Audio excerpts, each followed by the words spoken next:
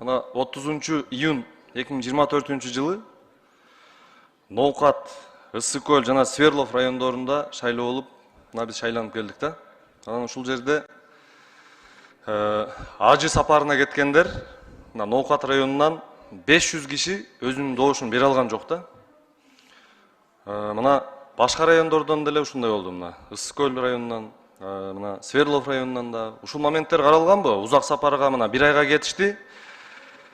Агитация башталганда кетти, шайлоо бүткөндө келишти да. Мындайча айтканда 1000 киши, 1000 шайлоочу өзүнүн добушун бере алган жок. Ушул моменттер каралганбы? Бирок бул жерде бир коркунуч бар да, биз аны эмне үчүн азыр ишке киргизбей атабыз. Бир комнатага баарын киргизип алып туруп, ачкыла өзүңөрдүн соткаңарды деп туруп эле ошол жерден анан каалаган кишине добуш берип кое турган бир риск бар да.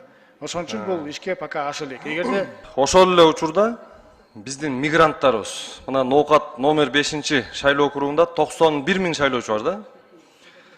91 000 шайлоочудан мына кече 30 июнда болгон шайлоодо 25 000 тегерегинде айланасына шайлоочу катышты.